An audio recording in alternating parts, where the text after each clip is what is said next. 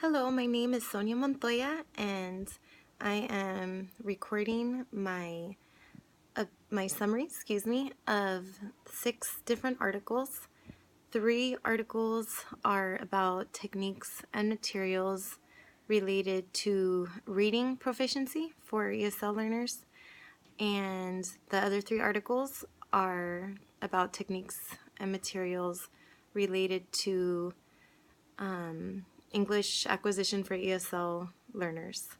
So 3 on reading, 3 on writing. The first article that I will share with you about is a reading article, and the title of it is Empowering ESL Readers with Metacognitive Reading Strategies, and that's by 3 authors. Risan, their last names are Risan, Masum, and Maraf. So again, this article is mainly about the importance of metacognitive reading strategies being used by ESL readers. That is very, very important because they lack a lot of metacognitive awareness. So I'd like to define for you what metacognitive awareness is, and that is the ability to monitor your own comprehension of a text as you're reading. And that is essential, as the article was stating, that it's essential to have metacognitive awareness or to apply it while reading in order to be an effective reader. It helps the reader to go beyond just like a surface level understanding of a text and go deeper and take ownership of their own learning in the reading process. So this article explains a study that assessed the metacognitive reading strategies that 41 English as a foreign language undergraduate students were using when reading academic texts. So the study involved the methodology of a questionnaire that was given to these undergraduate students, and the questionnaire asked them what strategies they used while reading. There were 3 different types of strategies that the questionnaire asked about. One was global strategies, problem-solving strategies, and support strategies. The results of the study showed that these students who are proficient readers definitely made use of these strategies. So that proved that in order to really gain a grasp on reading in English, they need to be practicing, and teachers need to be modeling using metacognitive strategies to make sure they're understanding what they're reading and really engaging with the text. So that, in a nutshell, is what the first article was about. How would this relate to techniques to use in the classroom is the following. You, as a teacher, should be modeling using think alouds while reading, for example, and you could model summarizing, synthesizing, and critically analyzing out loud so that students hear what it is like to go through that metacognitive process as you're reading. So for example, you could read a part in a text and then say, wow, that was so unexpected. I wonder what's going to happen next. Anything that shows your thoughts about the text as you're reading, or that was weird, let me reread that. Things like that. So students know how they should interact with text as they read.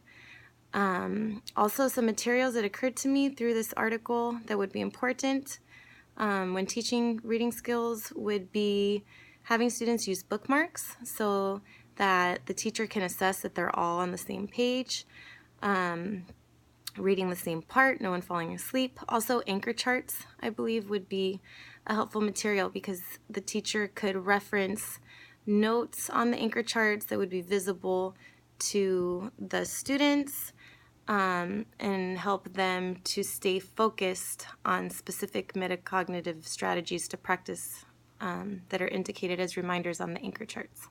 So I'm going to move on now to the second reading article that I found. It is by Rebecca Jean Stone, and the title is A Teacher's Guide to Academic Reading, focusing on the academic reading demands of ESL learners.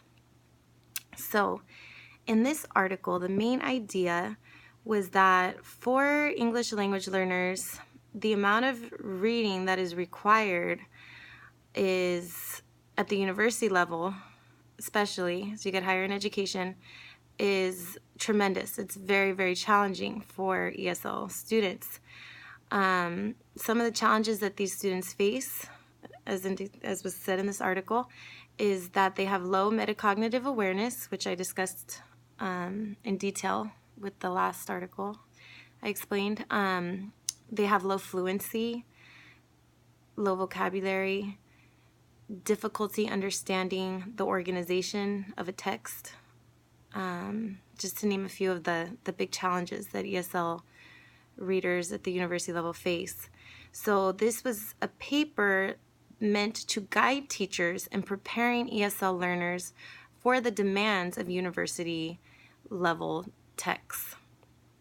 So this article gives information about how students or teachers can and help students develop fluent and critical reading skills and also general academic skills. So, just reviewing my notes. It also indicated that ESL students need this practice, really engaging deeply with text from an early point in their English studies.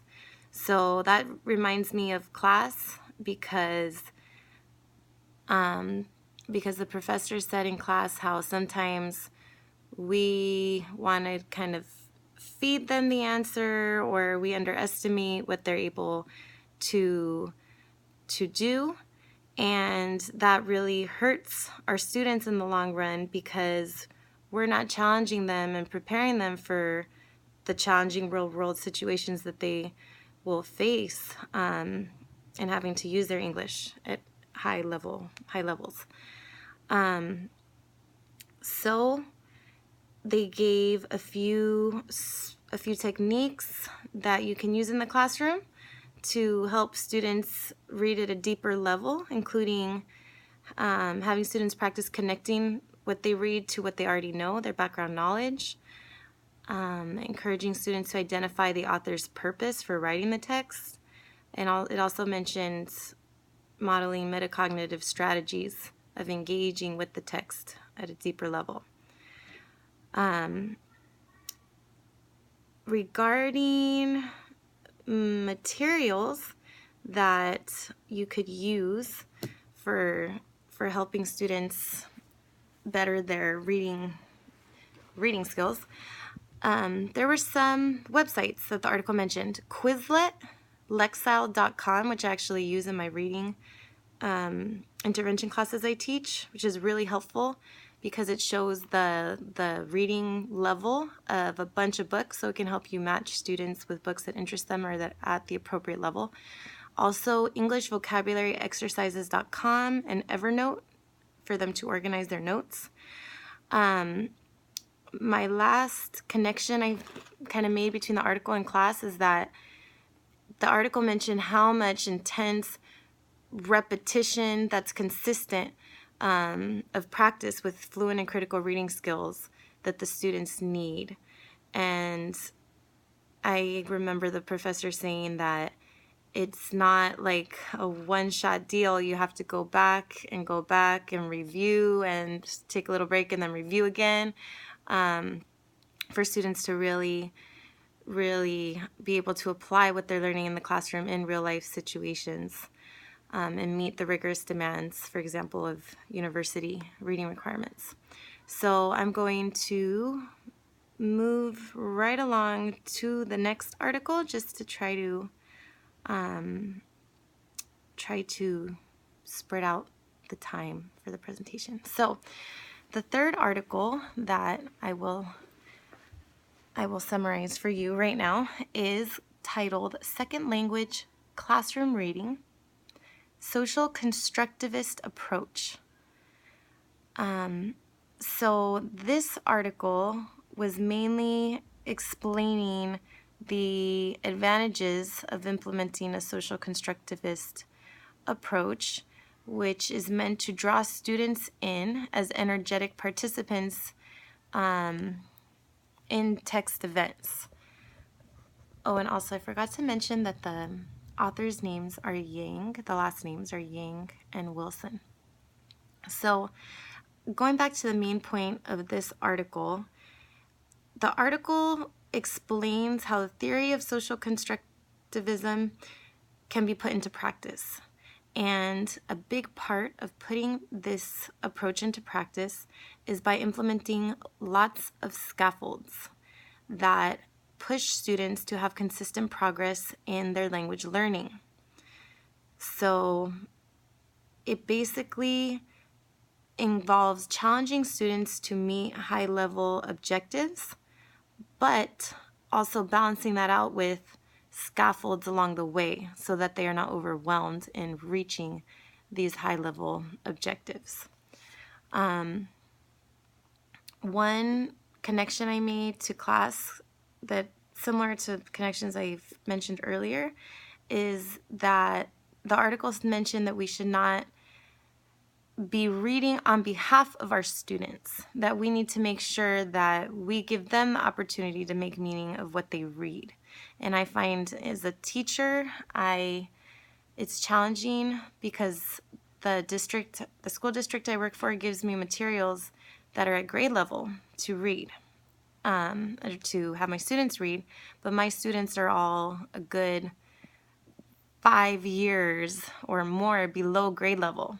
So I need to scaffold intensely the materials that I have to use to teach them, so that they can engage with the material, but it's so hard because the material is at such a higher level.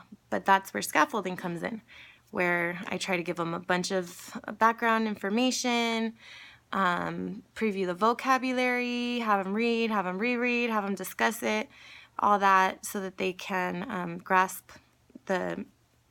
engage well with the text. But sometimes I find myself explaining a little too much my interpretation rather than letting them draw their own conclusions of important points in the text.